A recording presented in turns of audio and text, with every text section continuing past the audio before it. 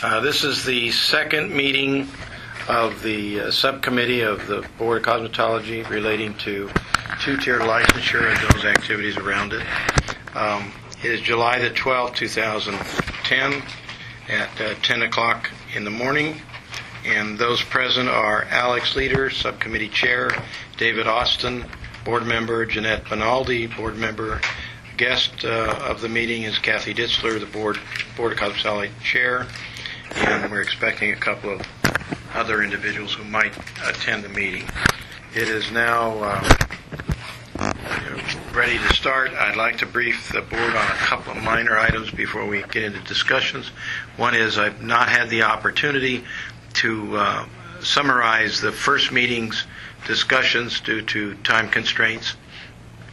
And the second is that the board chair and I are working on a particular request by the governor's office and the Department of Administration to attend a special meeting for board chairs and executive directors or board administrators to discuss basically our existence, as long with every other board and commission, on July the 21st. I will be briefing the board in the future more on that item. As Ms. Disser will be attending that meeting, she will have a thorough understanding of what they were after at the time. But hopefully the board members that are here, I can brief whatever you need after the meeting. Last time, as you recall, we had a fairly decent discussion that was difficult for me to follow, not being a professional cosmetologist. However, each of the board members were asked to put their direction, expectations, what they feel is the intent of these discussions on paper so they can be shared with the other board members. Ms. Benaldi has done it, Mr. Leader has done it, and I understand that Mr. Austin will do it shortly. That is hopefully an ability for all of us to understand where each party is coming from, and then that'll help blend where we go eventually. With that, I'll turn it over to the chair, who's in charge of the meeting. Well, actually, we would just like to maybe cover the materials that were presented to us, and then we can maybe open that up to discussion, if that sounds good. Also, I believe I see guests wandering out there. Okay, do you want to pause? Yeah. We're going to hold the meeting until one of the other guests who has just arrived. And then maybe we'll just pick up with that. Yeah. You can kind of save them. Whatever you want to do, you're the chair. So I'm just recording now and trying to get a few notes. Hi there. Hi. This is Tracy. I'm Tracy Hurst. Tracy, I'm Alex. Pleasure to meet you. Hi, Tracy. I'm Vince Jim, the Executive Director. Pleasure to meet you. Tracy. Jeanette. Hi, Jeanette Benaldi. Nice to meet you. Kathy Ditzler. Nice to meet you. And you can be right here. You're welcome. Yeah, this way she can look at the materials that I Okay. can study, because she knows all about a lot of those machines and everything too. Oh, this is the new National Laser Institute. This is the new school. Did you have a card or anything? Yes, I do. Are we back on the record? Yeah, we're now on the record again. We've Was begun out at... marketing. I'm out too. I only have like 3, so don't worry. the new guest is Miss Tracy Hurst. Tracy. Is it spelled I-E or Y? Y. T-R-A-C-Y Hurst. H-U-R-S-T. My daughter is I-E, so... I-E? Yeah. Mothers always like to have different spellings. So next time. Yeah. I wanted to card that I can put my name on. That's embarrassing. No, that's not. Can you have give me your address and telephone number, Tracy? Sure. My address is 1000 South Rampart, Suite 10. South Rampart. Suite 10. And I'll let you write that on there.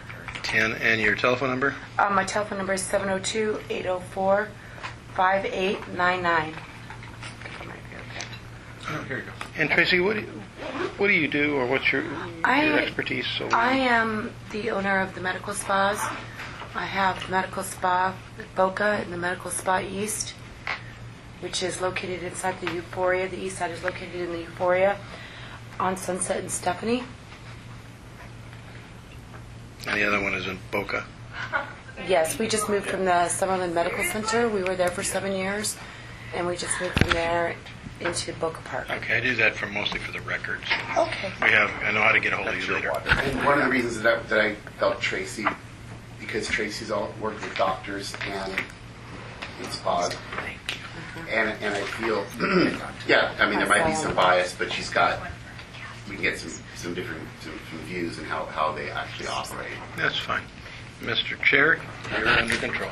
Well, basically, across the nation, there's a two-tier system that's taking place. They want to take a look at aesthetics and see if they can make a basic aesthetics and then a more advanced aesthetics tier. So a couple of states have done that. Utah, Virginia, and then the District of Columbia have set some guidelines down where that upper tier can do a couple other functions. And those primary functions are like the trichloric acid peels, the lymphatic drainage, and then some just advanced knowledge. And what they've done basically is they've gone up to about 1,250 hours.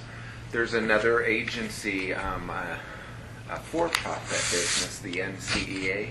Are you familiar with Susan Warfield's NCEA National Certification of Aesthetics Association? It's kind of a manufacturer and distributors organization.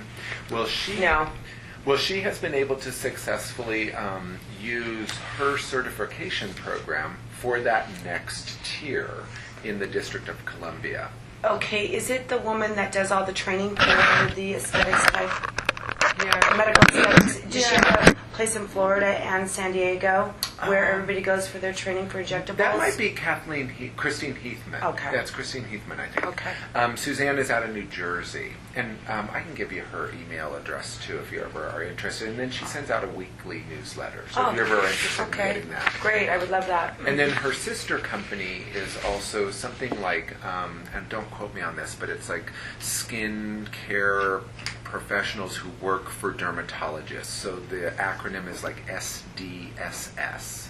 Okay. It's a skin cancer dermatology specialist or something. Okay. So in response to that, Nevada, we're trying to challenge ourselves to try to figure out how we would like to address this tier system and how our reciprocity would take place. Because right now I think we accept reciprocity from about 38 states, and now with the reciprocity from Utah, District of Columbia, and Virginia, then those upper tier may be coming into our market with the understanding that they can do a few extra things that they may not be able to do in our state. And so we're just trying to take a look at how the medical profession, or like a medical spa, what types of responsibilities the estheticians would potentially be able to do, so we can kind of structure some of our regulatory compliance needs to ensure customer safety. Okay. And that's really the bottom line for us. Is Okay. we're while employment opportunities and education and continuing education, while those are all very important to us, the most important, of course, is our ability to respond to the consumer safety. Okay, great. If I'm not mistaken. No, but that's absolutely. Okay, and is that a good summary? Did that Okay. help kind of bring you up to... have I overlooked something that somebody would like to offer? Okay. Okay, just to let you know my experience, I'm one of the very first medical spas that opened back in 1999, 2000, and I have grown with the industry. It has really accelerated leaps and bounds with the technology and things. The only thing that concerns me with the cosmetology or the cosmetologist esthetician level technician, God bless you, there's peels that you do that could be very evasive, and therefore if they're used to getting cold sores and things like that, they need to be pre-medicated before they do these types of treatments. I don't know if you're aware of that. Especially with the skin resurfacing, the CO2 fractional laser. It's a pretty aggressive treatment, which is only performed by an RN or a PA or a physician, which I recommend to stay that way, only because they need to have certain, they should be done by a licensed individual, only because there could be some complications that a cosmetologist esthetician wouldn't be able to handle. So I know with the skin resurfacing, we need to give a little bit of Loratab, a little bit of a painkiller the day of the treatment. There's things that you need to do, pre-medicate, like I said, or you run into some serious problems. Now, some of the What question real quick? Are any of the, that you're aware of, any of the doctors under their supervision allowing MAs to perform this? yes, they are. Okay. Okay. And like a Now, I don't know psycho- about the active FX if they're allowing them to do that, but they're allowing them to do a scope of procedures with regard to the lasers, which also we run into a problem with that as well. My laser techs that I hire have extensive experience, 8 years plus, that I use. I've had 2 instances that have happened in the 10 years we've been open, and one was under, of course, another physician's supervision, but it was a African American with the photofacial. Basically, So you had none of pigment? these. Yes, basically Like one we're of. all through here? Yeah, or well, just- she was kind of looking. She was one of those that were trying to look for. She didn't get hurt, and by the time we went to court, or by the time we were going to do some sort of settlement, she didn't even show up because, of course, It faded. healed. Right. And we were told when we purchased the equipment, and this is what you have to be careful of, is that we were told that it was used for different skin types, which in fact it was not. It was the sales rep that was marketing to the physician that we were able to do different skin types, which was not a true fact. He was trying to sell equipment. So what they do is the laser companies that, first of all, each laser is different. Yes, it's relatively the same, functions the same, but each piece of laser equipment, there's Luminous, there's Palomar, there's Cineron, there's many lasers out there, and they're operated differently. So each person that operates these lasers need to be certified on that piece of equipment. Right. Okay? So that's like this National Laser. Okay, he has a school, but the school maybe gives you the gist of it, but they really need to have education by the manufacturer of the laser equipment. You can't just put an esthetician and get an esthetician and put a laser in their hand. It's very dangerous. You have to have proper eye covering. You have to have proper. And also, if you look on here, since you brought them up, that I have on here, under medical aesthetics procedures, it even says day spas and hair salons, and then they list hair laser removal, all the IPL, photofacial. So Well, these I don't companies- see anything wrong with the hair salons doing laser hair removal. It's just they have to be tested. And they By that also, by that manufacturer. manufacturer or by the physician. Let's say I'm an esthetician and I'm working for one doctor that uses a Luminous piece of equipment. And then I move to another facility and they use a Palomar. Well, then that doctor needs to certify that technician and make sure that technician knows how to use the equipment. I mean, it's different skin types, it's different colors, they need to have special training. And not only do they have to have special training by a school of some sort, but they need to be tested on the basics. And then after that, then if they're going to use a piece of equipment, that physician needs to watch them do treatments, sign them off on a certain amount, because I don't allow any, even when they've had 8 years experience, maybe they haven't had 8 years experience on my equipment, so I make sure that they work on everybody in the office. I mean, I've been burned. I let them do everything to me in practice because I know I'm not going to sue myself. Number one, I want them to be safe enough. If they're going to be able to do me, I want that. If they can do me, I'll allow them to do a patient. But we make them do like about 2 weeks worth, and that we sign them off before we think that they're ready to go ahead and work on their own with a patient. And we do that even with the experienced technicians because the lasers change. Every 3 to 5 years, it's a different model, it's a different upgrade, and it's this industry is just, blowing up, and there's all kinds of machines coming out on the market, and there's similarly, they're the same, but they function differently with the way you operate them. So I think they should also have training to where like maybe every year or every 2 years, because the technology changes so much that they need to get some sort of certification. Yes. Now, do you have estheticians doing the lasers Okay. at your particular This is what I location? have.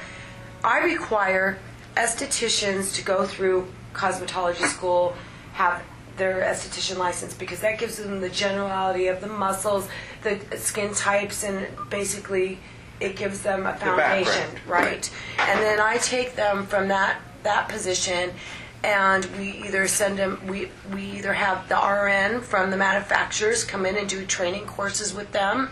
Then we make sure that they've done enough treatments to be able to treat a patient. But they definitely have to have the foundation down with the your aesthetic program to be able to move to the next level to medical. Now, are you a licensed establishment? We're licensed established With the Cosmetology Board? No. We don't okay. use, we call ours medical laser technicians, and there is nothing for that. And as we've been growing, they weren't concerned, but now it's a concern, and it should be a concern because it's dangerous. And every technician that touches any of the medical spa equipment should have a certification. I mean, for the safety of our public. Mr. Chair, my sense is that they work directly under the supervision of a physician. Right. So they don't use their aesthetics license, Right. but the requirement is an underpinning for them to even consider them to work. They have to have an esthetician's training license, and then they will take them to the physician, and Right. they have the background and specialized training. Many of these places are not doing that. They 2 or 3 hours worth of training, and they. Right. But they don't necessarily need to be an MA. Right. Okay? There should really be a class that is definitely designed for a laser / esthetician tech. Like an esthetician who wants a clinical environment is kind of what I hear you saying. Correct. Like they want to be in a medical environment, but the skill set that they gained was really to put them into a salon environment. Correct. And so you'd like to, am I hearing you correctly, that you'd like to validate that they have that underpinning, that entry-level competency, but Right. then you cultivate that skill set to adapt them into your work environment. Right. Now, like with the injections, that's a whole different ballgame. I believe that the injectors should definitely go to MA school. Definitely. Hands down, need to at least have injection experience. Now, go to a level of an RN. I've only hired one MA in my 10 years, and only because there was an exception, and she's very, very experienced. Her name is Rebecca Luth. She has worked for me. She's very good at what she does, but she's also had extensive experience in the medical arena, working for different doctors. She's been to advanced training courses. An injector, it's a technique and it's an art, and it takes a long time to grow an injector. I can't just say, okay, here's a needle, you're an RM, but I want you to start it, or a doctor for that matter. A doctor should also have a certain level of practical experience in injecting, because it is an art. You just don't pick up a needle and say, okay, I'm going to inject you here. You have to be able to look at the face. Well, if you plump here, is it going to do this? If you do this, is it, if you inject it this way, it's a technique. And I don't think estheticians should be doing injections unless they go to MA school. But now, do you like the fact that your laser technicians are estheticians? Yes. And do you require that they keep up on their licensing? Yes. Okay, so they have to pay to be called an esthetician, but you're not calling them an esthetician once they're working for you, because you've adapted that skill set to almost like a higher level of skill set. Do we really require them to keep their esthetician license? No, but most of them do keep it intact in case Just they ever want to because- move to a salon. Like if that doesn't work out. But or we whatever. take them from that spot to A whole nother level. It's medical and of the practice, and they work. A lot of doctors supervise, but they don't even do it themselves, and I think that's wrong too. So I know my physician is Dr. Carl Williams, which I wish he could be here today to explain, because he supervises Rebecca Luth. Well, our next meeting date for down here I have, so maybe We'll plan bring him ahead. on board. Yeah. He's a triple And board Chase. certified plastic surgeon, and he's the perfect physician to be doing this type of supervising. Either that or a dermatologist, but somebody that is a urologist supervising in skincare and laser, no, it doesn't work. May I have some questions? Oh, Sure. Pardon me. Just a couple things. One, who currently is regulating your estheticians or MAs? Is it you have like health department come in? Health departments come in. I've been under a hostile takeover from a little group, so it's been a little interesting. But yeah, they have sent every agency in my office you could imagine, and they really don't fit. Is there, Anyway. is there guidelines that you guys have to follow? No, I establish my own guidelines as long as the doctor signs off on the The charts. current condition right now is that the Board of Medical Examiners really don't have guidelines that are clear-cut to define, and there's no other agency that has got guidelines. We're the nearest thing to it after the Board of Medical Examiners, and there's just a giant gap in the middle right now. If you take it over, you guys have to come to some sort of a mutual understanding of this technician, because there should really be a separate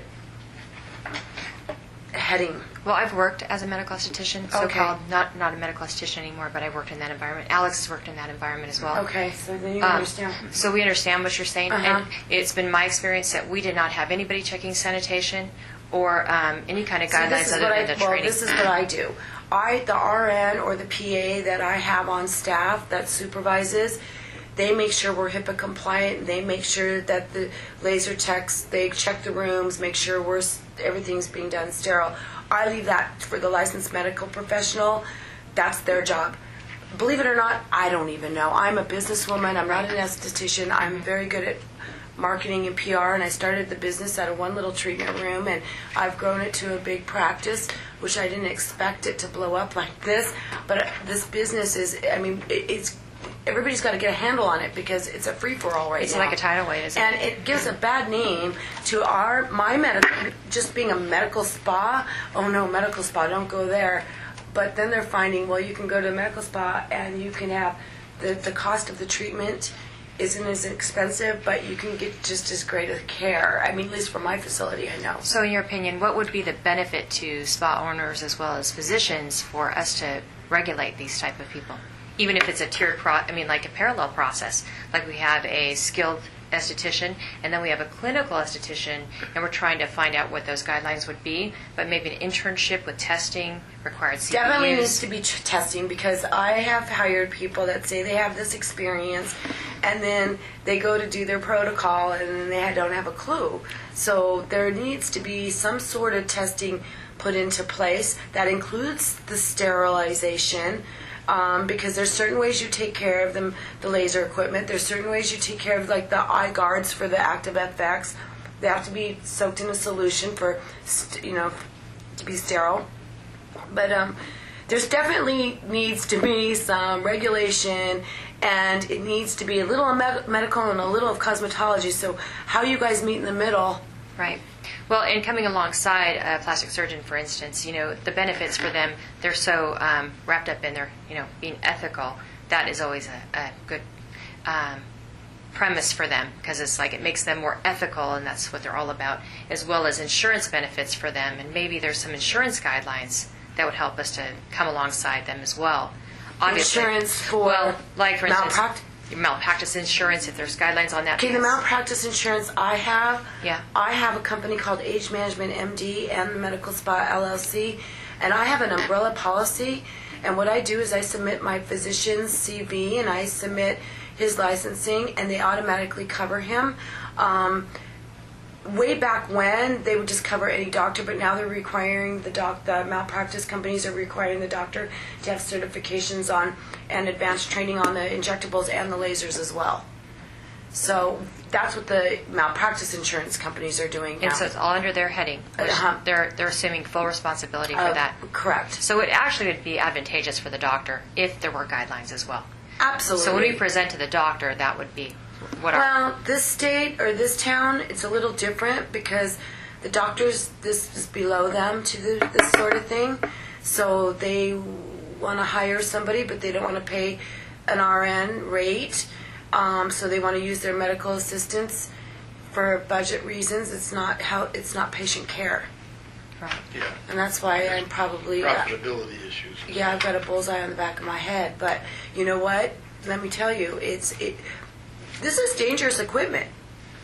Well, it's also dangerous equipment for the peripheral people too, isn't it? Like, if you had an open ceiling, would that ray Even for the emission? physician, if they don't know how to operate it. I guess what I mean to say though is that ray emission will go over your half walls, right? Right. So if somebody doesn't have protective eye equipment in a Oh, you have to be in a surrounding closed door area- in a closed- situation oh, with the sign that says Laser in use. Yeah. don't open the door. Right. Kind of thing.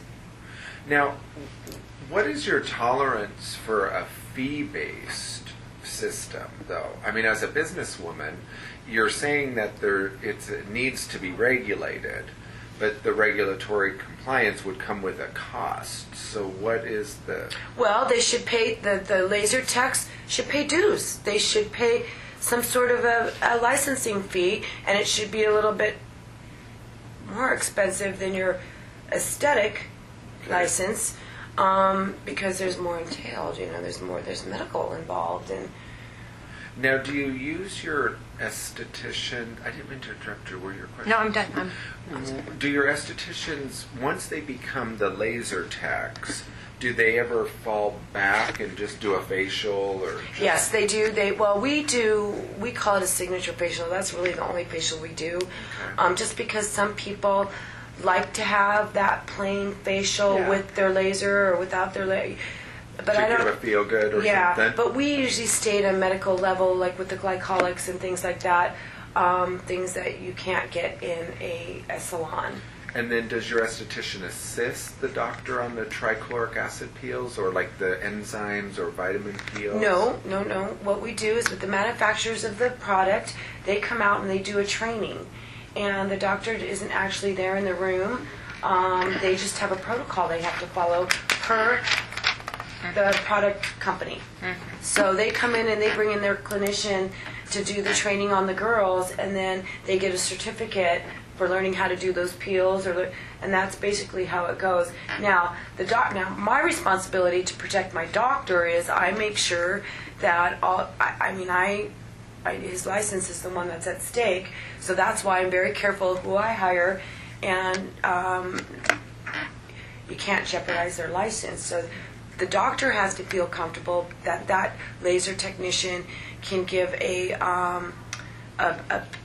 treatment plan by experience. Like, a doctor doesn't need to come in and say, look, your hair needs to be removed. Right. That's ridiculous. Right. They want their hair removed. Yeah, and like the Botox and the injections, the doctor doesn't need to come in and say, yes, you have a fine yes, line. you can have, it's therapeutic. It's not. Yes, you're It's therapeutic. It's not diagnosing. It's therapeutic. Tracy, let me ask you a question that deals with the license, protection of the doctor's license. Does the doctor actually review the training by the manufacturer and understand all the parts and pieces of it before he or she will take responsibility for the technician? Normally, yes, but they're always introduced to the product that we bring on board, because I get their permission to be able to do this treatment or do this so that they feel comfortable with it and they know that the girls are doing it. Now, he leaves it up to me to make sure I make sure that they're all properly trained. Okay, now with that, a follow-up question to that is, if the doctor approves of the treatment by the manufacturer and the training that is equivalent to make him or her feel comfortable with it, and then the technicians are trained, does he assume some of the liability, or do you assume some of the liability for the product? How does that handle insurance-wise? Well, insurance-wise, if you go by the the manufacturer's protocol, which is documentation, then no, we don't. You don't have any liability that you can see. Well, if we burnt somebody, it's our liability on this piece of equipment. Yeah. So It goes my through you? insurance, my insurance covers it. Now, If it happens, I just even had a lawsuit with Luminous. Okay, that's with that African American woman. Now, the attorney went after Luminous, and I'll tell you why. And they went after me because they had an RN from the company come out and train my girls on an African American woman that shouldn't even been trained on. That's scary. Okay? So our subject, the RN came out from Luminous to train my girls. The subject they picked was an African American woman. Her treatment was fine. Beautiful result, Luckily. luckily. Yeah. Then the girls tried to do it on a similar African American woman and had a adverse reaction with this woman. Now, this woman, it could have been hormones, it could have been, on some sort of medication. See, that's another thing with the lasers. Some people that are on different medications, like they shouldn't, antibiotics and things like that, they shouldn't be doing laser treatments. So how would an esthetician know that? See, you have to get that training to know what treatment or what patient you can treat, and then the questions, are relative to the treatment that they're asked to fill out. So the technician has to look at the paperwork, see what complications could arise by whatever medication they're taking, or And that's included in the training in detail? yes. Some of the issues are, because I've been involved in many suits myself, deep pockets. The corporation owns it, the manufacturer owns it, and then you're looking for 1% vulnerability by this. Say the manufacturer is only 5% guilty. The rest is 95% the operator.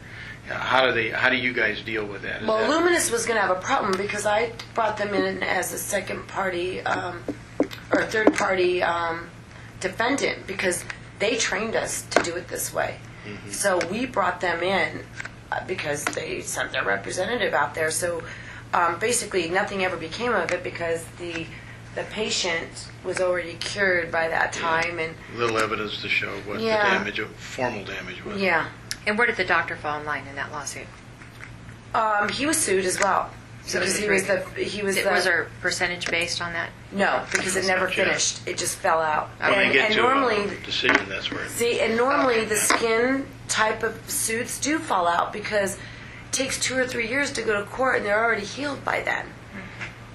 And then what about your manufacturer? Are you on good terms with them still? Oh, yeah. Even though you brought them in, like they understood. We warned them, if you don't help us defend this, right, we're going to we warned them, and Well, there's a theory about deep pockets, so all the parties involved just could like be the involved. decide. Yeah. And so that's a court decision. The concern I have is that without the Board of Medical Examiners clearly drawing a line in the sand, it's very difficult for us to move into the medical area and claim predominant regulation. Well, there needs to be a subcommittee that has some physicians, and it has to be. Well, how would you like us to come into your facility and attempt to regulate it? I mean, what would you like to see from us? If we were to come into your facility and say, oh, well, this is a way that we could help in your customer safety, how would that be? Because you're not really using our licensees per se. You've now adapted the licensee to meet your business needs. So to regulate you now, I mean, again, there's going to be a charge associated to that, but then also what do you see as the objective for the regulation from our perspective? Behind you. Yeah, I just noticed the look on your face, like, wow, you hadn't really thought about that. Yeah, I haven't. Because it's going to take a couple of years to do this, obviously. Well, but you're saying that there's a need. There's a need to be regulated, Yeah, absolutely, somewhere. because some of these doctors are so sloppy, they've just put somebody off the street right there and let them do treatments. If whatever you can't think of right now, obviously you're going to talk now, but between now and our October's here, right? Yeah. As your service is being done and you're going through, if you could jot down, wow, Like maybe we could come in and make sure that your sharps containers are being used properly. Rather than to go that way, Alex, Yeah. the bottom line is that we're helping identify what is not controlled, and there is establishing a need for control. There's nobody, I don't think anyone's really placed it anywhere yet. Yeah. So the issue is how far can we go with the part that we think we have a relationship to, which is aesthetics, and then do we want to allow training or development training for the tier that gives the kind of training that's not should be required but is not required at the moment, that we could establish a foundation so at least that part is guaranteed if you want to use your aesthetics license. i.e., Then it can be used under these medical spas under certain let's conditions. say like the land program. Okay, the lamp probe, that's another Now, clarify, because I didn't Rebecca didn't tell me that Rebecca told you. That estheticians are allowed to do this. They're not, under the current law. And they're selling them to estheticians. Yeah, and She one has of the- her own. One of the pages I printed. And she's not in a medical spa? Well, she was with me, but as of Friday, or But See, then she's going- Rebecca's went to an MA school, but Rebecca's also an esthetician. Yeah, the issue for this that you But- got to be careful. wait, No this. piece of equipment can be used by an esthetician under their license unless it's been previously approved by the board, specifically. That's how the law reads. okay, well, she's using this. And then they're not supposed to use that until she could bring it before the board, and then the board could approve it. Then it would be legal. And that's what... She sells them too. She's a distributor. Here's part of the problem. That's the deal. Here's part of the industry problem, because it's happened in the past where, back when we started allowing microdermabrasion, before I was on the board, these companies go to the aesthetic shows and Yeah. sell them. Yes. Now, I don't blame the estheticians, because if they're selling it at a show, you assuming that... That's It's right. approved. Yeah, but how do you know But you don't- what's... See, I know. You But can I blame, I don't Yeah. forgive them either. I blame the shows I blame them both. for allowing manufacturers to sell items that are medical. Doctors should look at those Or they should have a areas. disclaimer up at the booth saying not all states allow That's this. different, Dave. That's more of a commerce regulation. What we're talking about is that it's clear in every esthetician's licensing that you can only use equipment that's been prior approval. But a lot of them don't know that. Well, they should. They should, absolutely. It's in their license. And That's how they got there. it is a gray area, though, because, and this is happening a lot, because, like you said, since 1999 now, so knowing Alex's background and knowing my background, and we're just 2 out of, Well, and it 24,000, sounds like right? your Rebecca has a similar background to us, Right, so- and now she's leaving your And that is- employ. Yeah, for right now. But she's taking very her equipment battle-worn. with her. Exactly. Everybody's so they're battle-worn, and it's hard. moving into salon and spa atmospheres, and that's Right. where it is.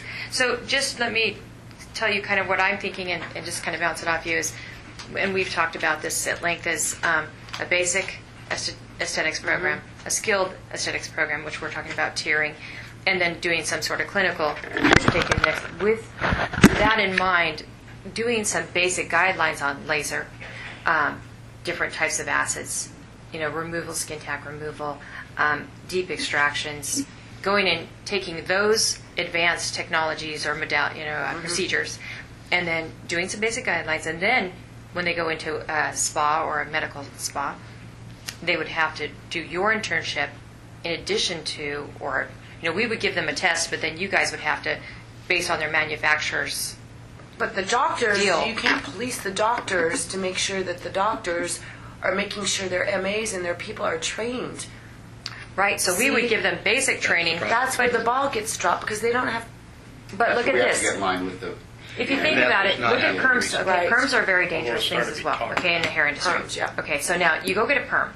You're trained in a basic perm, but every perm is different, right? Right. So you can't train on every perm.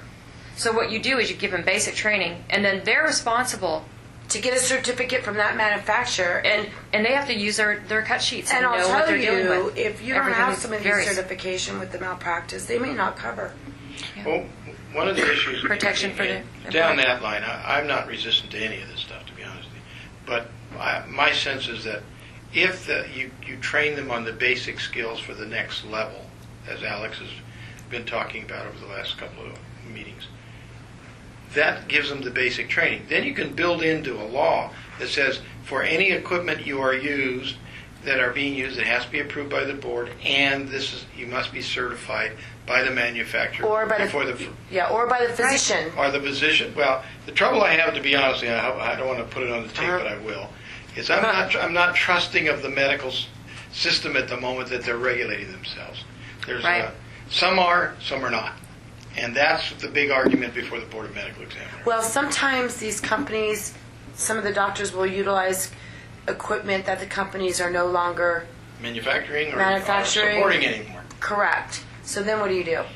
Well, then they fall under their liability because that we've regulated them, trained them how to use a laser, for instance, and now they're using something. Well, Yeah, but what if they don't have a representative to be able to come out and certify that if they're not offering it, that certain piece of Then equipment my anymore? It's outdated, is what she said. Yeah. then my sense is that piece of equipment no longer can be used. Well, and if you're some of caught these using docs- it, you'll be some of these fined. docs They'll have a will- real problem they- with that. Yeah, because they have different opinions on different. That's correct. Like one doctor will say the Fraxel's, just like Got off the it. chart, Right. and then somebody else will say, no, well, this Active FX replaces the Fraxel. I mean, it's all opinions when you get up into that Right. arena with the equipment. And the problem is opinions can be going in any direction they want them to be for their business. Maybe I'll ask a couple of questions. Are you finding that any of the manufacturers don't offer any type of certification?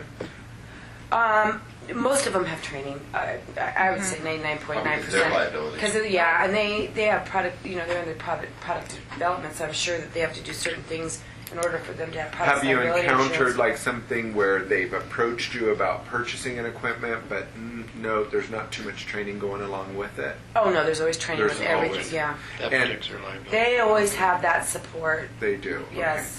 Okay. So to obligate a manufacturer or a distributor to certification is kind of an easy win. That'd be an easy win. Yes. Because they're already relatively doing it. It's just a matter of solidifying it as part of the process. One of the problems with training is, in every person's mind, training means different things. Yeah. So the issue would be to set a standard says a particular level of training, 5 hours, 10 hours. The hours In the are tanning industry, they were showing an 18-year-old person an hour of how the machine worked, and that was training. And no discussions about skin vulnerability, cancer possibilities, all those things. Even sanitation, they weren't Well, trained. this is what worries me about the cancer, the skin cancer, and the Lamprobe, because a doctor should check that first. The lesion. Before that is touched. Before it's desiccated, right? Yeah. Yeah, I'm very surprised So that they are desiccating lesions without a diagnosis. So you see, in a law, Alex, what I was getting at is in a law you could say that machine can be used, but if there is a lesion, or whatever term it is, that there's an injury to the skin that needs to be diagnosed prior to use, that can be built into a law. Now, you can't guarantee that 100%, but it gives some muscle should there be a problem later, and the doctor didn't do that. At least they would be more vulnerable. And there should be pictures taken before and after, before anybody's touched with the laser. That should be a requirement. That Routine protocol. absolutely. Yeah. Now, So that's what I'm getting at. now, would there I'm be going an to move on. opportunity in your establishment, just hypothetical, but would there be an opportunity where one room of your establishment be where you would do basic cosmetological services? Like that's where your facials would be. Okay, like I'm your- going to tell you why I don't do that, because Okay. I have synergized myself with Donna with Euphorias, and that would be competing against Donna. So Okay. I don't do that. Okay. So your You're business, freestanding. your business model doesn't necessarily allow for that. So in terms of our agency licensing even a portion of your facility, it's not likely because No. of the way that your facility is managed. But I'll tell you who does have both licenses is Dr. Lee with Horizon Ridge Medical Center or Medical Spa. He has cosmetologist, esthetician licenses, so he's regulated. I guess he has a license here with the cosmetology board. He has both licenses there, so the medical and he's the now only one I know that You does aware of that. No. Because he was so scared, he just wanted to make sure that he was covered everywhere. Well, so then it's also my impression that that's not a direction that you're wanting to go either. Like it's not like you want to change your business model to do that. No, I'm not interested in the cosmetology level of aesthetics. Right. But Now, if you were in freestanding, I wouldn't. you still wouldn't. still is not of interest. On the other hand, though, you'd be interested in having a board regulate your estheticians if they were a clinical esthetician, and then you would regulate Correct. anything above that. Correct. Because I think as a She's not business owner, adverse you to it, is what she said. yeah, you'd want somebody in there saying, hey, everything's clean, everything's organized, you're keeping your credits up. As far as you're on board with that. I Yes. think I would be. I'm on The board with business that. owner, the more licensing. I think it's the a better. The protection. more that you guys Protection. require the individual technician to do, it's easier on us. So let's So- just backtrack that Right. one, just so I'm real clear. Let's just backtrack that. I'm real clear. You would like to see the activities regulated, but not necessarily the facility licensed. Correct. Did I hear that correctly? Well, I don't see why it couldn't be licensed. I mean, if we were... Well, but she's saying that that's not her preference. We're Well, not asking I whether don't- to do it or not. It's just in her situation. It's not her If I have preference. to deal with your Coming your in license and the medical board's license, that's why it has to be. Integrated. Well, see, if, I'm just kind of throwing this on the table as a business owner as well. So if you have a clinical esthetician that's being regulated by this board or a board, right? All you would be required to do is make sure that your estheticians that were working for you were doing what they were told at a minimal fee. I don't know what our fee is, at $75. Let's back up a little bit, Alex, because it's a good point. I don't see a problem with if the medical board is licensing a facility and we allow under our law to estheticians to operate within a licensed facility that has been either licensed by our board or the medical board. That's a exam. good, that's a good way to go. That's where she's That's a coming very good from. way to Either put it. or. So that I don't have a problem Right. with crafting laws that fit that way.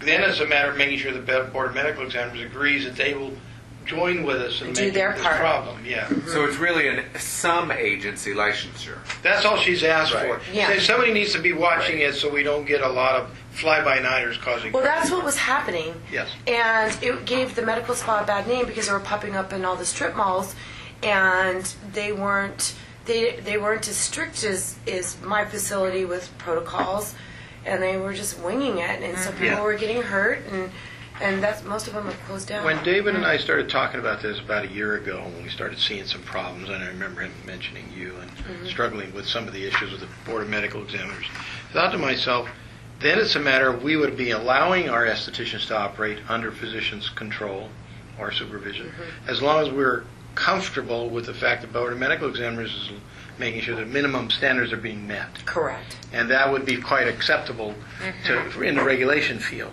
But that's a quantum leap from where we are at the moment, because we don't have that control between the two or an agreement of any type. So I can see where what you're trying to ask for or say needs to be done is quite feasible.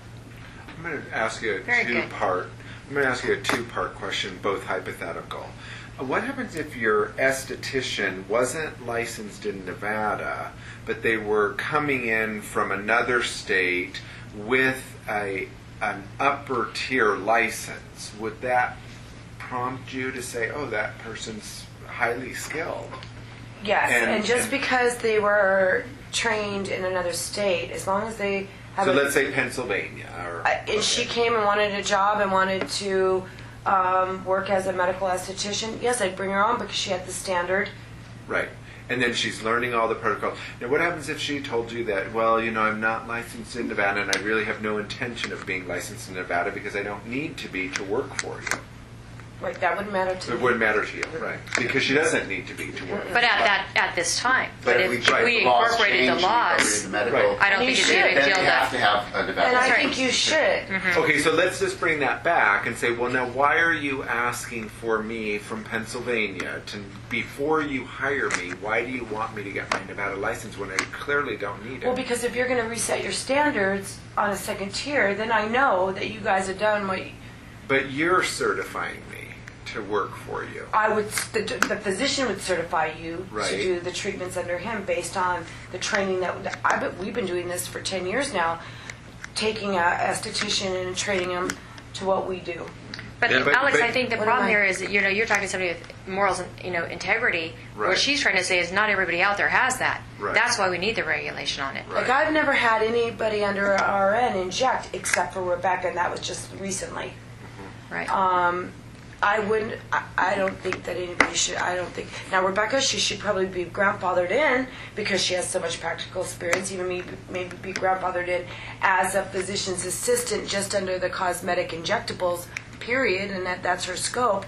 But that's the only person I know of in this state or town that would have enough practical experience to be grandfathered in. Now you're going to get these estheticians, like I have a couple that have been doing 8 years. They should be grandfathered in. I mean, they've already been doing it. Well, one of my clients back last week said, as far as recently, and it was even after what happened on the news, and goes to an esthetician at a salon on the west side and gets their Botox. Yeah.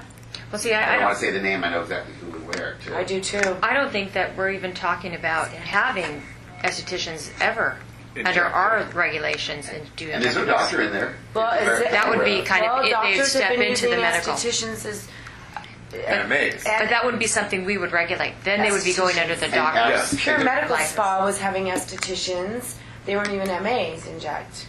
But just to back up on Yeah. your question, as far as the licensing in what state, because so currently you'd hire somebody if they came from another state as long as they had licensing.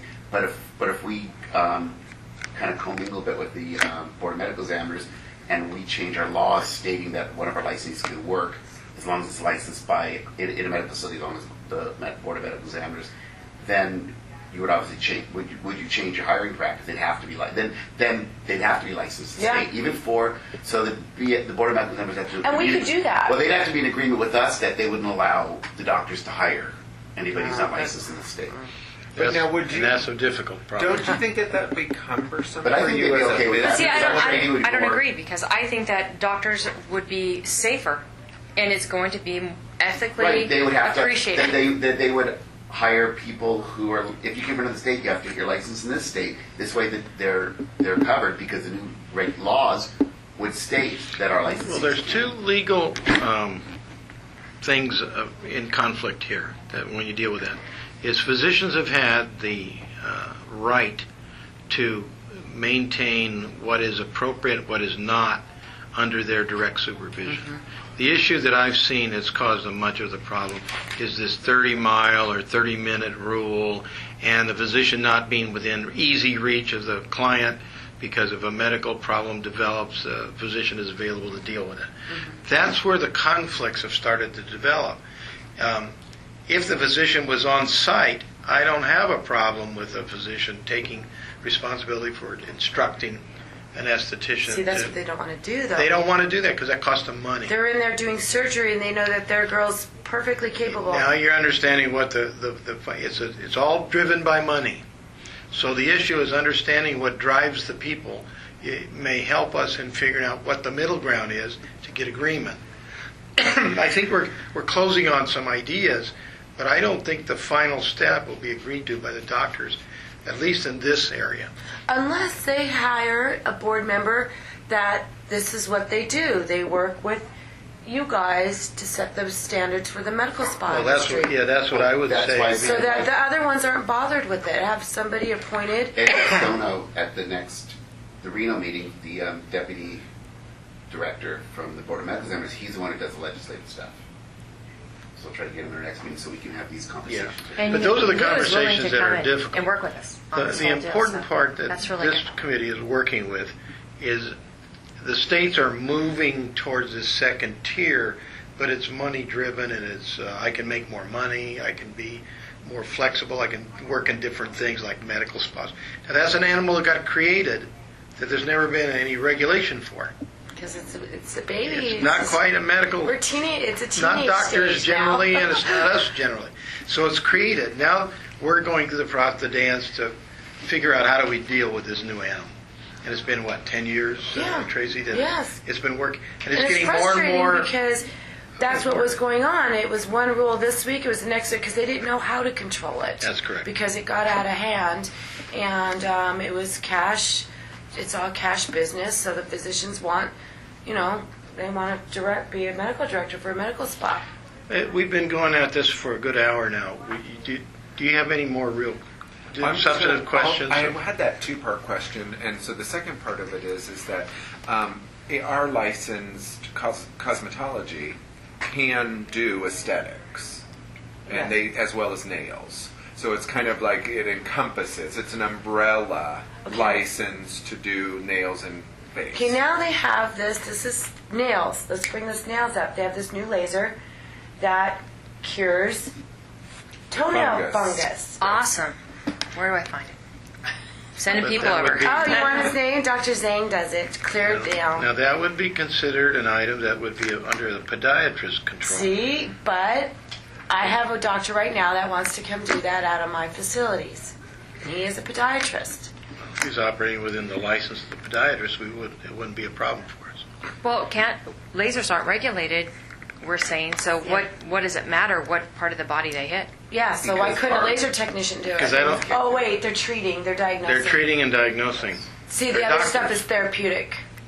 Yeah, Okay, so Yeah. What if a doc sent them to you for We have to treatment? send it to somebody with doctors to know. We have the No, law for it has to, it's a diagnosis, that's right. You can't, Okay. only a doctor can do that. But Yeah. the next part of my question, though, was what are your feelings if a cosmetologist applied and said, oh, well, I can do aesthetics, that's what my cosmetology license allows, and I'm really wanting to do aesthetics. That's an attractive applicant to you, I suspect. Correct. So really, when it comes to just hiring estheticians, that's really one half of the picture. The other half of the picture is you would be interested in a licensed cosmetologist also, Correct. if they were expressing an interest with an aptitude for skincare. For skincare, Yeah. correct. Okay, so that's interesting. That They really your need- business model allows for quite a diversity of employees. Correct. Yeah, quite a diversity. But right now, a doctor can pick a bum off the street and train them, even Inject. even in surgery. Right. So if the doctor says, "Okay, I want you," I did that. Hey, listen, I was Okay. hired off the street. well, they're having estheticians do injections. I know some estheticians that did IV sedation for some physicians. Now, is that appropriate? Are you kidding me? Wow, that's huge. Yeah, that's the. She's talking about really extreme violation of the ethic of medical would think training. And that violates the ethics. Violates I the would think ethic. the esthetician that is doing that, her ethics or his ethics is not very Oh, she high. complained about it. He made her do it. I've already heard the story. There's a lot of pressure, yeah. And she was very upset about it. She didn't want to do it. She has He a made- family to feed, so it's not like she's going to put up a lot of resistance. She'll probably express her resistance, and then she realizes We're not going that to she's solve got this. a family. We're not going to solve this problem overnight. But the issue is, as you unpeel the layers of the onion, it gets deeper and deeper and more interesting as you go. So, we really appreciate your input. Oh, on this. anytime, because I would love to see, finally, I would love to see this once and for all industry regulated. It really needs to be regulated, and I agree with it Well, 100%. I would like to see Chase here. So he trains people on lasers. And he has ultimate laser. Date, yeah. Okay. And he's very knowledgeable. He even said to me, there's certain lasers that you don't need the doctor around, like the hair removal.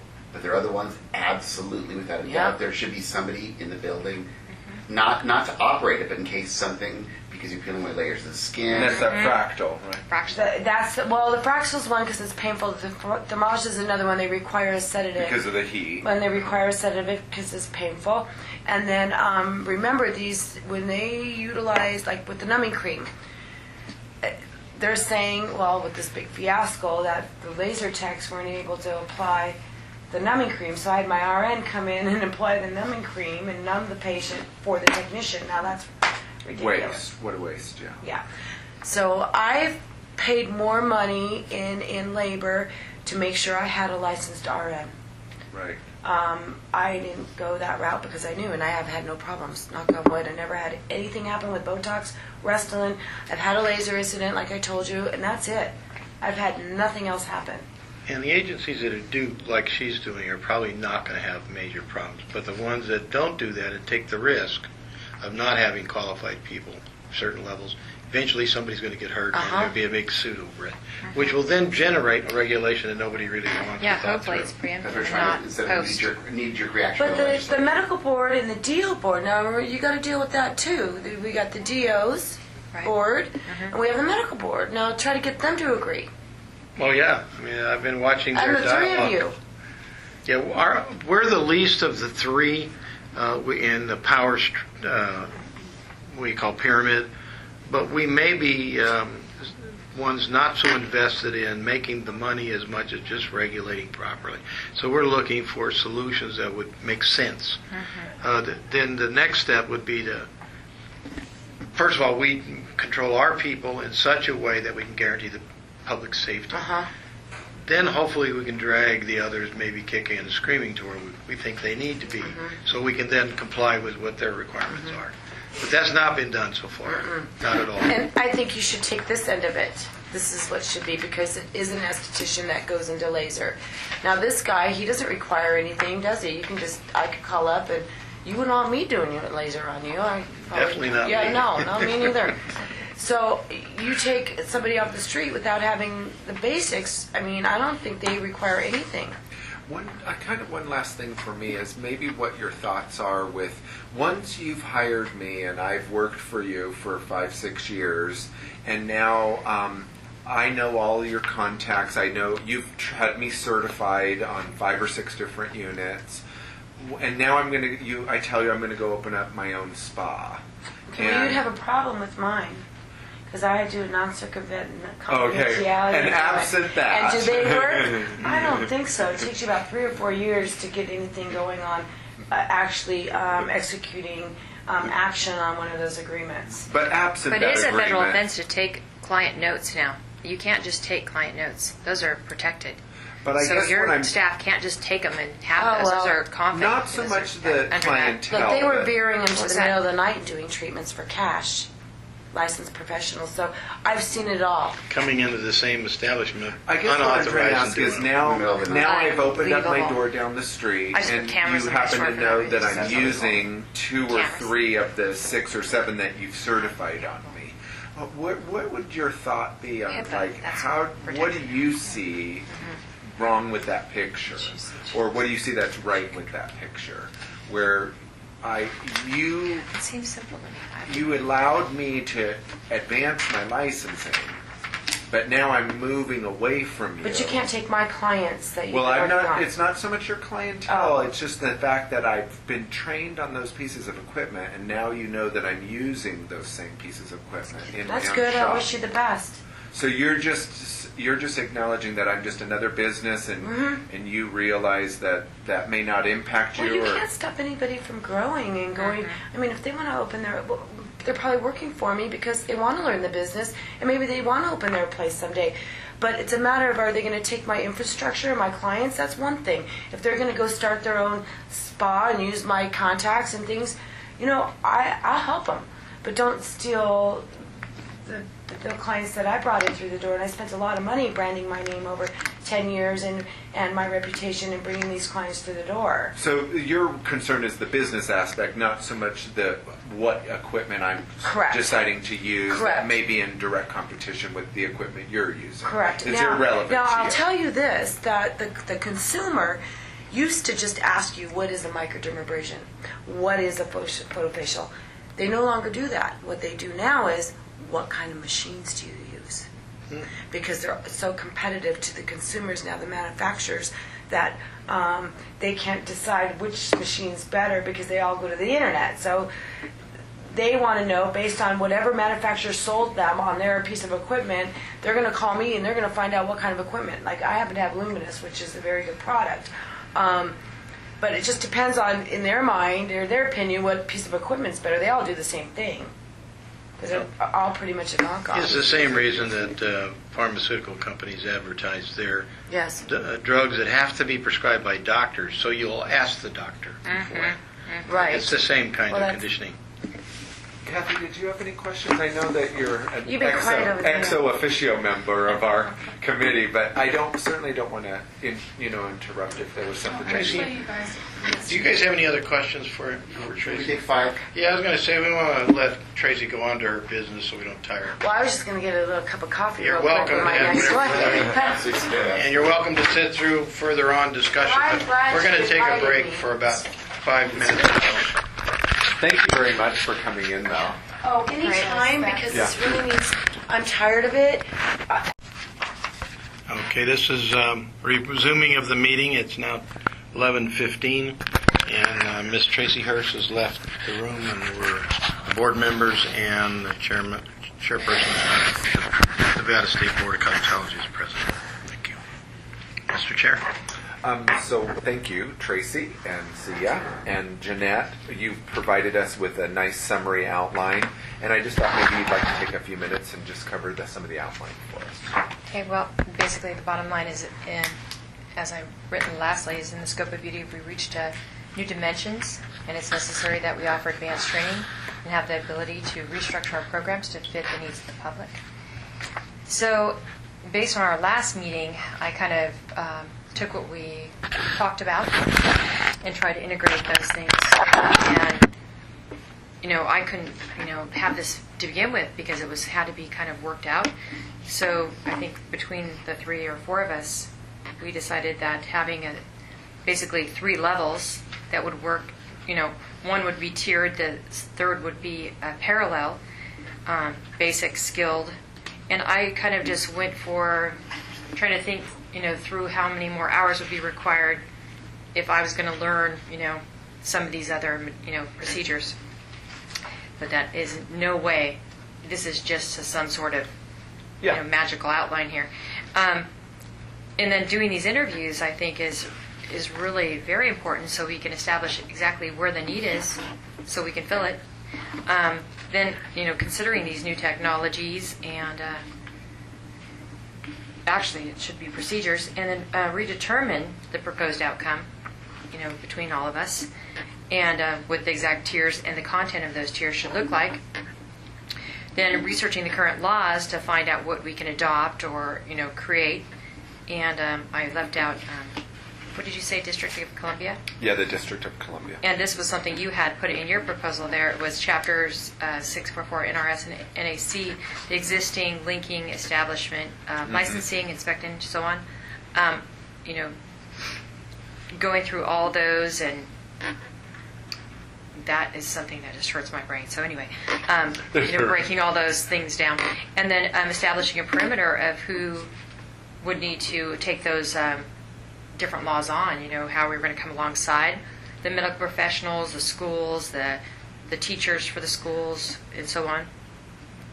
A curriculum for the required hours, what that looks like, and the who, where, what, when, and they're providing credible inspection guidelines, which again was Alex's, but I'm very in favor of that. And then putting pen to paper for the legislative process, and then integrating it into the Nevada laws like they just did with the whole relicensing at the birthday thing. And then Mary Wary happens to be a client of mine, and she's been with State Board of Health for years, and she was telling me that we can sit here in our little room and do whatever we want, but unless we come alongside these other professionals and they're prepared to be in agreement with us, they won't hear any of it. So, It's not going to happen, yeah. So I thought that was really informative. I spoke with my brother-in-law regarding how it would benefit him, and he's meeting with me tomorrow about it. And then hopefully we can do something where he can show up at one of our Reno meetings. And let's see. And he has an esthetician on staff. He does. They don't do any injectables. He has 3 or 4. Yeah, wow. And RNs, of course. He has 2 or 3 RNs. Let's see. I guess that's basically it. I put a little bit about Dr. Green, who Mary Wary suggested we come alongside. She is right now, working in the industry, I think, in dermatology, and, experiencing all these challenges as well. Does Dr. Green work as a private physician? Or she does, and she also is with the Nevada State Health Division. She works as a state employee? I believe she does. Or is she an advisor to them? I'm not clear, but I'll find out for you. Okay. And then, It says health officer. and then what was your kind of feeling on the lymphatic drainage? Well, I personally think it could be used as a wellness tool, and I think that it wouldn't be that hard to. Any ideas on why it was excluded from our?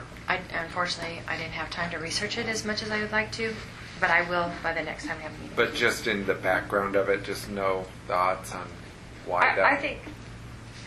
I think massage in general can actually produce, toxic results if you don't do it properly, and lymphatic drainage is really no exception. Kind of produce toxins Yeah. or rearrange toxins. The key element in her comment is true, though. Unless we have some agreement or consensus by the Board of Medical Examiners and maybe a few of the other healthy regulatory agencies is not going to happen because they'll see it as a challenge to their own authority. So somewhere in the middle is going to be something that we can influence. I think we're at least maybe looking at extending our abilities to do part of it, but it's not going to be all of it. And the issue is, and I think Ms.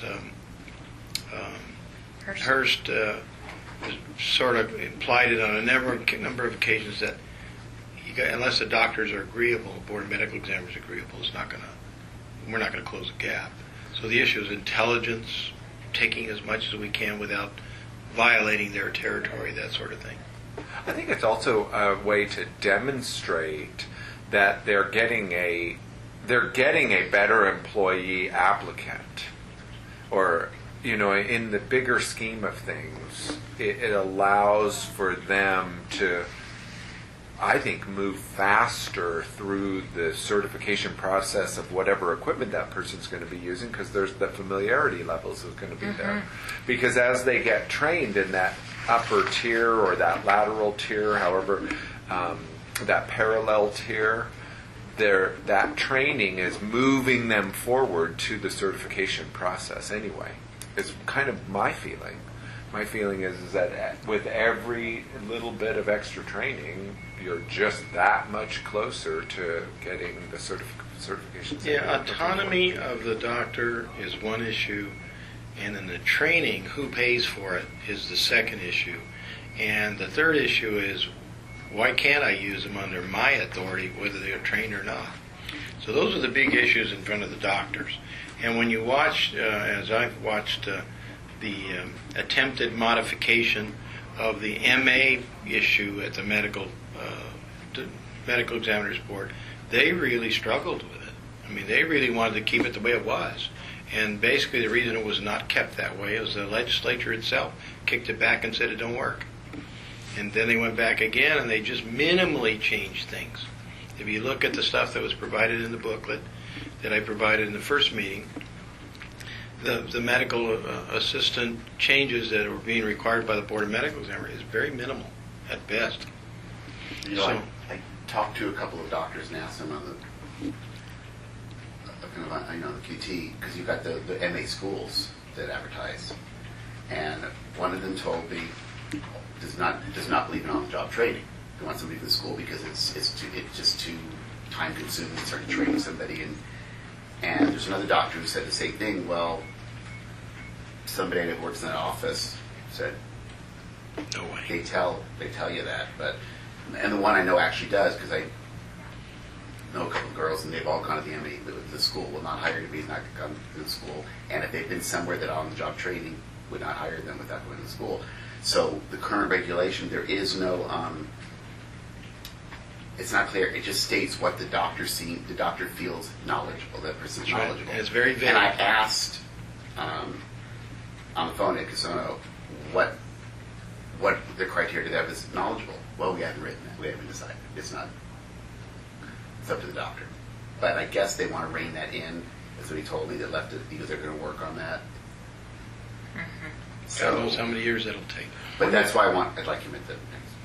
One of the things that I heard Tracy say, which is not a criticism of her, but I really did hear her say that she loves the perception to her patient load that that's an esthetician. And in fact, she didn't quite say she didn't use the word encourage, but she said that her estheticians do renew their licensing. Well, she did require it as well. She required them to be estheticians. Yes. Well, in the beginning. But right, then start off as estheticians. Yeah, start out. That way she doesn't have to But train she said they them don't that do basic. injectables. Right. They don't But do injections. but this is the same kind of thing. So what we would be presenting to the Right. doctors and the nurses is we will have somebody that's trained in the basic minimal. Let him still use the aesthetics brand name. Well, let's get it straight what she really said. What she said, and I think you're right, Alex, she said, I like them trained to be an esthetician.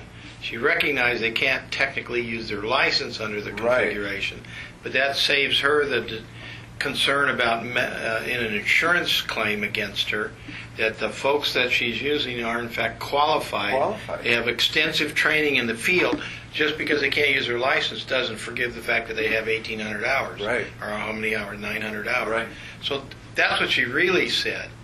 And with that, of course, it's a marketing tool. That's what it is. Right. It's a marketing tool. I've got an engineering degree. I've never practiced to sign documents because I didn't do that. I was an engineer in the field, but I didn't have to sign the documents. I'm still an engineer, Right. and everybody knows that. So that's a different discussion than, Vince, you now have to sign the state document that says this thing is safe. That's a whole different level. So what I think is going on is they're using our professionals, our training, our requirements, but they're now using the system in a different way under the doctor's supervision. Right. So she's been able to figure out how to be safe during those periods. Right. And I admire her for that, but I don't think everybody's doing that. That's right. Yeah. No, There's we're talking just a somebody few- with integrity, and not everybody Right. has that. That's why it That's what needs to be she's worried regulated. about. They're fly-by-night outfits that are get away with murder, and she's making sure that everything is protected all the way down the line, including her doctor, and including the business and the individuals who practice the business. Can I go back to, you said that the doctors, or we were up against 3 challenges. One of them was cost to the doctors. Yes. And then what was the other 2? The cost of training. Who's going to Cost of Who's going to training. cost the training? Uh-huh. The cost of the doctors is the cost to do the business. In other words, what do I got to pay the personnel to carry out, conduct the materials and the activities? Because it's cheaper to do non-NR, RNs, and those kind of RPAs, physician assistants, they want a lot more money to operate, where the other's going to get done for half the price. And then the third one was that they lose authority. They have to give up some of their absolute authority at the moment, which means doctors have a much broader range of the decision that the regulatory boards will don't interrupt. I have to be honest with you. I don't think doctors are the problem. I think nurses are going to be the problem. Well, I think Because if I was an RN, I would be like, well, why does she get to do laser? Well, the nursing board's the ones who started the whole complaints thing going. Yeah, that's where it started to begin The Board with. of Medical Examiners. Yeah, I think docs would be thrilled to have somebody that was trained and regulated. and but- not have to pay an RN. Yeah. But we're not seeing that. We're not in the discussions. We're not Well, I seeing think that. what it is the nurses how it's probably presented. want to be the policing. Well, and you have Right. to understand, doctors are already faced with a regulatory agency like Medicare, who has no business regulating them. But if we interview them, come alongside them, and present it in the fashion that this is actually going to benefit you, and all we're going to do is come alongside and help you to make sure your people are safe instead of having a false sense of safety. They're not properly trained. You're depending on your manufacturers, which every manufacturer varies. And some further are good, some education. are not. It's putting them in a very much better position all around. To negotiate with that nursing board. Yeah, but the nursing board I see is We a have to deal real with the nursing challenge. board. They don't regulate the doctors. They don't regulate the cosmetology. If the legislation gets passed, and they might fight it, but Yeah. they're going to fight it. However, they have. That's what a lot of the problem was the last time around with because when the investigator from the AG's office, the regulations he brought in citing Were nursing. were nursing board. They weren't doctors, and he was telling the doctor, "You can't do this, you can't do that," and the doctor said to him, "The nursing board doesn't regulate me." Well, the nursing board said, "I don't care what the nursing board said. Well, I don't." Only I don't their answer license. to this." here's the deal. It's so true too because they're like so godlike that doctors think that nurses are nothing. So actually, it's a Well, the nursing strategic board doesn't have any positioning to say. regulation over the doctors. That's what I'm saying, but doctors like that, the fact that they stand over the nurses, and I think it's not really right, but strategically you can say, this gives you the power of authority over the nursing board, or over the nursing criteria, so to speak. So you're saying to buy into the medical examiners board and then let the nursing board just kind of tag along or not? And if they want to fight it, they fight it. The nursing board, it can be a thorn in everybody's side, that's for sure. But the real game has got to be between the Board of Medical Examiners has to adopt regulations and philosophies that we can line up against so we protect the transition of our people going across into their territory. The nurses have a different, I would say, authority and operational position that really doesn't affect us except in injectables. That's the only place. The rest of it, we don't want. I wouldn't want an esthetician doing injectables unless they were fully trained by medical people that know what they're doing. I don't want them using lasers on me or anyone else unless they're fully trained on the equipment and certified. And certified is a definition by the manufacturer, by us, by whom. And the trouble is we throw out these words certified, and we don't really know who they're certified by. I mean, some guy that does plastering on walls is the certifying agent because he's the one that's been trained 10 hours to show someone else how to use a machine. Well, if for example, the company, I forgot whatever Tracy mentioned, certifies you, I mean, they're assuming liability. Some liability, Yeah. yes, deep pocket liability. So the issue is, an example I told her, she asked me straightforward, can an esthetician use a machine? Not in Nevada because it clearly states in the law, all machines need to be approved prior to use by licensees, period. We never approved that machine or even had it brought before us. So that's one of the problems is these people are building their own discretion as to what they're allowed to do without really ever checking. And so the industry has been growing that way uncontrolled. And now what we're saying basically what we're saying is we need to control it. But that's going to be tough to rein people in during this period. So the Board of Medical Examiners is the key, I think. They have not And taken the the DO. initiative at this point. And I think I should write the DO board. And that stands for Osteopathic. Doctor of Osteopathic Medicine. They've never really been discussed with anybody, including the medical board. Never that thought award. about it, but when she thought that, well, that's right. 'Cause So the issue for us is how far can we go? What can we do to help with the problem? And some of it, Alex, what we've been talking about, is got some merit to it, very good merit. But we may not win the whole battle. Well, this might segue closely to what Kathy was saying. As Kathy and I had a conversation the other day where we were talking about, well, how is this even going to work? And I mentioned to Kathy that I was envisioning a level of cosmetology that we just don't even see now. We see this basic level, and I think, Jeanette, you're calling it a skilled level.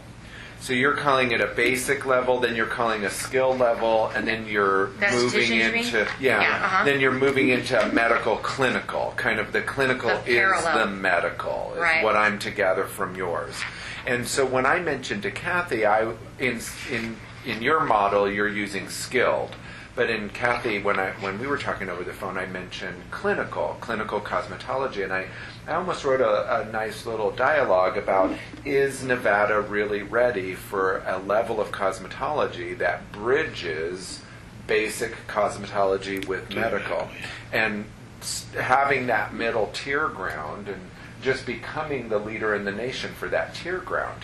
Because ultimately, depending on where the other states are, right now we just have the two, the Utah and the Virginia, but depending on where the other states are in their regulatory process, we're going to start looking at reciprocity agreements that are going to start getting a little hairy-carry because they're going to be adopting these I think in opportunities. the last meeting we discussed of that on that particular licensing, we only, if the states don't have that skill of training, we don't offer reciprocity. Yeah, they can do the basic, but they can't go to the next Right. level. We'll give Right. them credit hours to basic, but they got to take further Further training in order to qualify. in order to Right, get licensing in right. the state. for that. Oh yeah, no, I'm not saying that the system's not in place to But we won't offer to reciprocity stop that. for that license. Right. No, and I get that. But I'm just saying, I just think we're going to encounter those challenges. I think you're going to get time wasted by just saying, oh, this might work in your state, doesn't work in ours, over and over Well, and just over and over. license, you're a master esthetician in Utah. You come here. You're an esthetician. You have to take further training to get our. And here's a problem with Utah. They did this in 1991, but they really had no research. It was just a concept they threw out, and it's sort of been the only one for quite a while, and then Virginia finally followed. But I think the industry is growing with new technology, new approaches, new machinery, that kind of stuff, to the point where sooner or later somebody's got to say, this is how you deal with this big, ever-changing operation. And I think this is the early stages of it, the infantile stages of it. But for the first time, we're beginning to talk about that. And it's a very healthy dialogue, extremely healthy. So I just maybe wanted to kind of turn it over to you for a few minutes and give you the opportunity to maybe share some of your thoughts on what we've talked about today, or what you and I have talked about privately, or what just in general, what your thoughts Well, are. I'm very taken back with the idea of a clinical level in cosmetology. I think across the board, that would be, that's the only way that I can see that we'd be able to combine with any of the, the medical board or, the doctors, nurses, whatever. So you're kind of seeing it as like cosmetology, clinical schools, clinical instructors, clinical nail technicians, clinical cosmetologists, clinical estheticians. Well, it would be a cosmetologist all the way across. Right. Because you can use nail techs in podiatry, different fields. So is that a possibility? It'd have to be a cosmetology license with an additional you could go to hours basic. in order to be a master. Like you wouldn't, like maybe, if I'm hearing you correctly, it's not even taking a look at it as an aesthetics point of view. It's looking at it from a cosmetology point of view. Like a clinician or something. We could invent. Well, it'd be like going from a bachelor's to a master's degree. You're just going up another level if you want to go that level. And and then the level after that would be becoming a doctor or a nurse. A number of years back, when Euphoria owned Euphoria Schools, the Green Valley campus offered a medical aesthetics program, and one of the doctors in town here taught it. He's not working any longer; he's doing something else. But plastic surgeon, and maybe I get a hold of him because they taught a medical aesthetics program. See, I can see a basic cosmetology degree or group certification, and I can see specialty spin-offs of each of them. I can envision if you want to get into use of laser equipment and the other things we've talked about, that's another 200 or 300 hours. And then I can also see if you have a specialty in podiatry, that there be special training, maybe a 50-hour course that deals with the use of dealing with funguses and those kinds of issues. See what I mean? That's a very, very good idea, and I think it all stays the same, but you got what they call endorsements of the license for handling this kind of activity. Right. We need to interview people from each one of those podiatrists sitting here with us and discuss it, and each one of those areas to kind of see what the needs and what they see, that any problems or the benefits also. So I guess what I will do is I'm going to, for our next meeting, is I will summarize a little bit, put a little bit more thought into that whole concept, because I've really thought about it, but I have not put a lot of it on paper. And then that will at least give you guys something to pick apart, like block some things out or add to it, right? And then if any of you want to just write your thoughts about that, whether they're negative or positive, whether you see it as something that's just too way out there, or whether you see that how your particular profession would gain from that tier structure. And for me, the one thing that does is it does elevate the people. Like originally when we were talking, Vince, last time, I personally was not motivated to a tier structure, like a beginner and an advanced. I'm not really inclined for that because then we're talking about issues of grandfathering, and I don't necessarily think that people, just because they're grandfathered, have more skill sets than someone else. So I'm kind of I'm a little concerned about calling something a tier. And so I mentioned to you that I saw it as more lateral movement.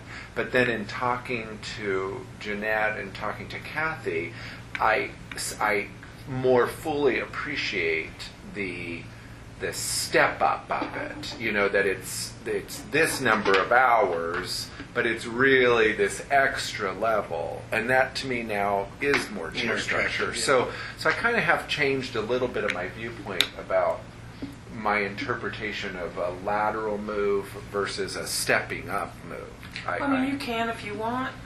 But there is a basic course out there, and that's what we all... Yeah, that's that entry level competency. That's what gets you into the profession. Now, I realize that Jeanette has talked about 3 levels. I don't... Well, it's actually 2 levels. It's just basics, and then, if you guys want to call it clinical or whatever. See, this clinical was a parallel, skill set that just going in with an internship into a doc's office. And I was looking at, 100 hours is is probably like 2.5 weeks where they would go over anything additional, because they would be learning at a clinical level acids, skin tags, dermaplaning, deep extractions, or whatever we come up with from interviewing the people. Right, we had like a 15, there were almost 16, I believe, 16 areas, and including tattoo removal.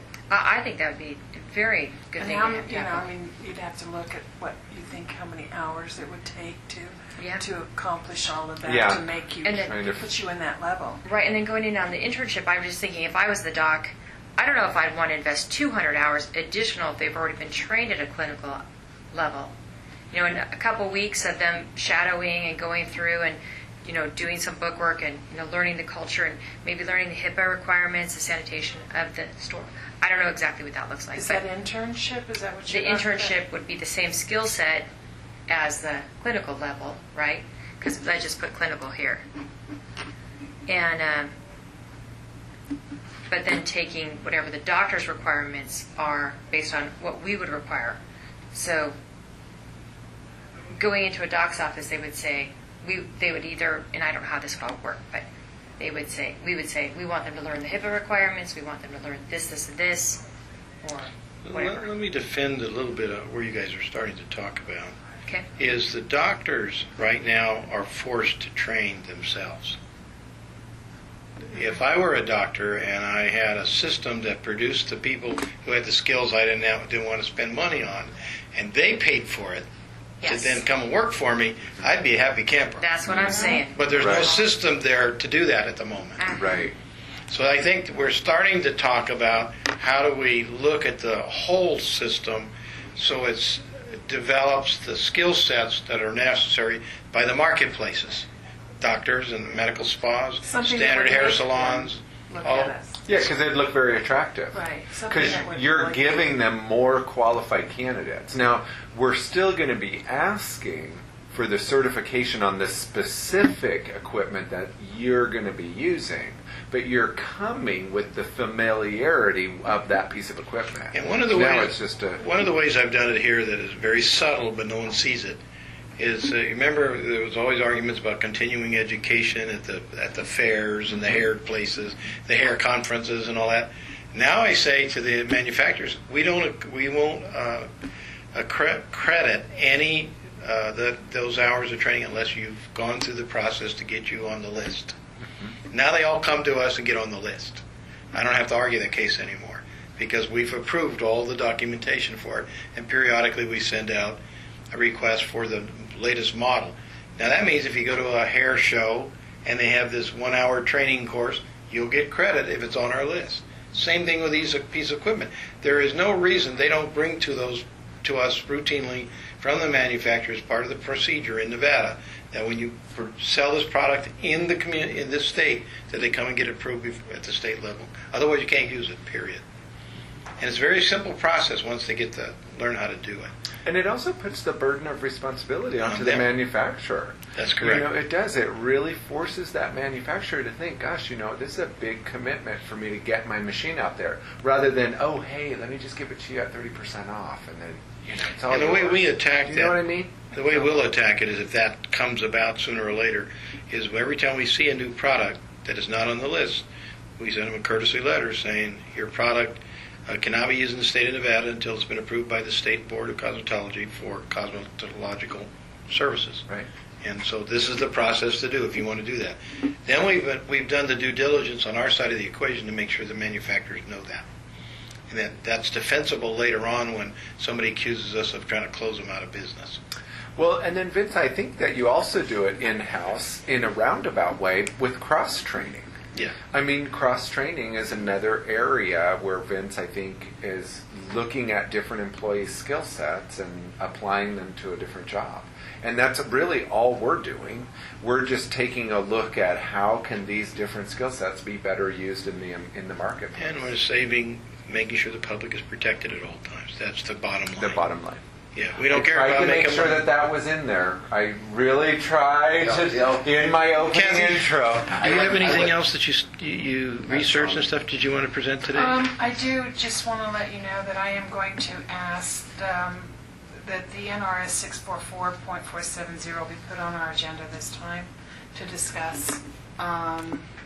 We need to definitely do something with this, look at it in all aspects. You must have looked at your dandruff shampoos at your shop. Bottom line is that we need to talk about it. I don't know what you're going to do with it, but if you want to change it, you're going to have to discuss what do you want to do with it. And this committee would be a perfect one to deal with that. I mean, I've done, the last week and a half or so, I've done some pretty heavy research on it. Well, just what are your thoughts? Just off the... Well, looking at the salicylic acid part of it, I do agree with Alex that it needs to be taken off out of this. As it's written now. Yes. And I would like to get some more information on the rest of that particular law, because I think some of that needs to be changed to not just the salicylic acid part. I do think we need to look at all of the other products that are mentioned in this. I did look up some on the resource and all.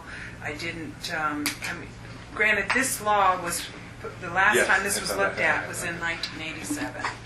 And I mean, that's a long time ago. Right, and a lot of products even, come across the Well, one of the general areas market. that Kathy and I talked about when she first mentioned she was doing some research was the only concern I would have from a holistic point of view is if you make a change here, have you considered all the doors that are opened by accident further on down the line? And the changes, do you have built-in safeguards that says, yes, example, salicylic acid is now allowable to use, but you can't use it over certain percentages or whatever criteria you guys think would be the safeguard to be sure that use and abuse improperly would be protected against. That's all I'd concern myself. Because And it makes it then easier for us to deal with. Well, and then I'd also discuss with you as far as what Alex and I discussed about was the facts that in hair color, when we use a developer, they're in different levels. You can get them as high as 150, and I mean, you could take the skin right off the scalp with that if you don't know what you're doing, and we don't regulate that. Yeah. So to be able to put a percentage on something, it's... So you have to think through how do we do that if we can and that sort of thing. Or I think in the FDA report it recommended not to exceed a 6 or an 8% in salicylic acid. Yeah. I think it was 6, yeah. But there's so many different types of acids. Not only salicylic, so it doesn't mention glycolic here. Well, that's because glycolic can be used effectively as a sublimate. Got to remember that It's not against our regulations. But that's, it shouldn't have. in '87 That's when not they did it, written that against, was I guess, is the it? chemical Yeah. chemical availability, etc. That was considered norm, and that's all changed. It's 20 years later. Yeah, because there's lots of different acids that are not listed here. Ascorbics. An example is that And I mean, I just really was like taken back by that particular thing. And yeah, I really what if was. a hairdresser wanted to be, or an esthetician wanted to be a permanent makeup artist? not allowed. They can. Well, they can't do it in our shops. They can't do it in the rooms that are regular, but like if you have a separate room, that's... Yeah, and there's a lot, and it says tattooing or permanent makeup, and it's got a 6-foot wall that's closable and lockable. Yeah, right. Well, and we Lockable. actually allowed for that too. Like in our last regulatory review process, that's where we took out verbiage that restricted the sublet of establishments. And in this law book, those guidelines, like you can sublet to whoever you want. We say that a little more clearly is what we The say. issue was that people were wanting to lease space that was wasn't appropriate, and there was an argument about how to deal Right. with it. Some lady didn't want to have a separate room. She wanted to be able to operate any place Right. within the establishment. And Yeah, that's remember why she wanted to be in like the entry. Yeah. Well, the health department, permanent makeup, all the health department requires is that you have washable walls. They don't care if you do it in your entry. But it's the That's what the health department requires. yeah, but the tattooing is basically regulated by the counties. Well, that's what Carson County Yeah, says. that's not necessarily in Clark County. There are individual counties that operate that. Well, we had a gal that wanted to do some freaky thing right in the middle of the entry. Yeah, anywhere in the building. Anywhere in the village, she was going to We just had to walk write around language to massaging say, no, you people. can't do that. Has to be separated, has to be subleased. Okay, guys, I thought it was a very productive meeting. I'd Did like you to... have everything you wanted to say, though, Kathy? Yeah, I think so. Well, I mean, if there's anything that you would like to cover, for that, like I said, I'm going to request that be put on the agenda just so we can get an idea where we need to go with that. Where we because want to we're go gonna with it, be- yeah, because I have... I'd like a hope list of so. assets. I'll try and look Well, that you guys up. can- All the different types and what they do and the levels. And I was just going to let you know, I'm going to meet with Lou tomorrow. So some of the questions I have would be, or some of the statements I'm going to be making to him is, right now, no one is certifying. The cost that we're looking at would be to the individual, because we're allowing the basic minimal standards there, but if they want to progress, they can at their own cost, which I think is fair. Anything additional would be the manufacturer's responsibility, except for 1 to 200 hours or whatever we come up with. Coming along with the Board of Medical Examiners under their guise, I think whatever he can add to that. And before the nurses, who cost much, much more money, in your business, start requiring, maybe it'd be advantageous to get this ball rolling with that. The insurance benefits and a guaranteed, so to speak, safety. There's going to be a basic safety that they're not getting now. So. Well, and then Anything would else? he be able to come to that August 17th I'm going to try for and maybe just a, August 17th is maybe August. the half an hour? Maybe if we had a few minutes to meet. So we're going to do 8:30 to 12, and I'll see if he can fit sometime in there. Well, actually, I think we're going to try to do 8:30 to 11. Okay, I'll see if he can't meet it sometime Yeah. Tuesday. I think And Tuesday's David, the you're surgery going to day. bring, We'll see. for the If it following doesn't meeting work, down it doesn't here, work. But I could always have him write something up. and you're Yeah. going to try to get... Or recommend a colleague, Dr. maybe Williams, even. not Dr. Williams. I'm going to see if I can get Yeah, actually, I Dr. have a couple Markman, other who guys. is taught the medical aesthetics program. Okay, well, give me the names so when I get into the summaries, I'll know who in the heck I'm talking about when we get a chance. So would that be okay for you if we had a Yeah. physician guest on the Yeah, next meeting? but I don't have any problem with that. Okay. That it brings the technical expertise in and what the arguments are, what gets in the way, what doesn't. The example was the guest we had today was very helpful to us to see it from their perspective. If there's nothing else today, we have a reservation for lunch at 12:30. So I'd like to say one more thing, that I really thought that, I learned a lot here today, and I appreciate you guys letting me sit in on. You're always welcome. yeah, the chair is always an ex officio member of any subcommittee in most organizations. So you're welcome at any time. I just give you a hard time about being a guest. The guest. So the big boss is always allowed in the room. The guest. We're adjourning the meeting at 11:55. And we are turning in